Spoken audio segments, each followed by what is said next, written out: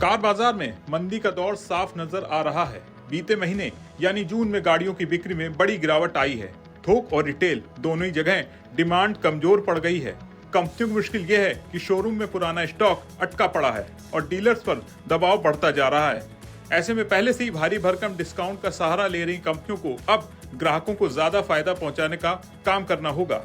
अगर थोक बिक्री यानी कंपनियों से डीलरशिप को बेचे जाने वाली गाड़ियों की बात करें तो सियाम के मुताबिक जून में पैसेंजर व्हीकल की बिक्री 7.4% गिरकर 18 महीनों के न्यूनतम स्तर पर लुढ़क गई है। वहीं फाटा के मुताबिक रिटेल बिक्री यानी डीलरशिप से ग्राहकों को बेचे जाने वाली गाड़ियों की संख्या 9.4% घटी है।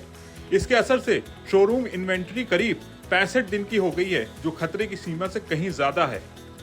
इस डेटा से ये तो साफ है कि कंपनियों को डिमांड बढ़ने के लिए डिस्काउंट बढ़ाने ही पड़ेंगे, क्योंकि जून की भारी छूट के बावजूद ग्राहकों को लुभाने में कंपनियों को ज्यादा सफलता नहीं मिली।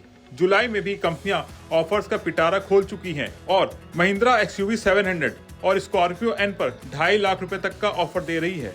वहीं मारुति स्विफ्ट पर 1.10 लाख रुपए और विटारा पर 1.85 लाख रुपए तक की छूट मिल रही है। यानी हर सेगमेंट में कंपनियां डीलर्स की मदद से स्टॉक खत्म करने की कोशिश कर रही हैं। लेकिन सबसे बड़ा सवाल यही है कि क्या ये डिस्काउंट आने वाले महीनों में और बढ़ेंगे? इसका जवाब हाँ में हो सकता है, क्योंकि सियाम और फाटा दोनों मान रहे हैं कि कंपनियों के पास त्योहारी सीजन तक ऑफर्स बढ़ाने का ही विकल्प बचा है, क्योंकि कमजोर मांग को बढ़ाने का यही एक अकेला दांव है।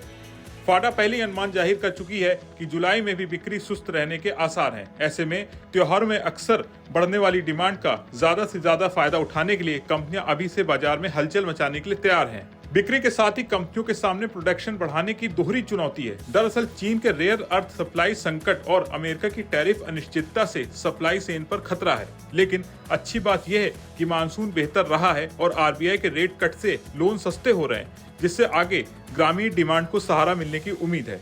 इन वजहों से कंपनियां फेस्टिव सीजन तक डिस्काउंट बढ़ाने की रणनीति पर चल सकती हैं। तो साफ है कि गाड़ियों की बिक्री गिरी है, स्टॉक फंसा है और कंपनियों पर दबाव बढ़ता जा रहा है। ऐसे में आगे बाजार में डिस्काउंट की होड़ तेज हो सकती है।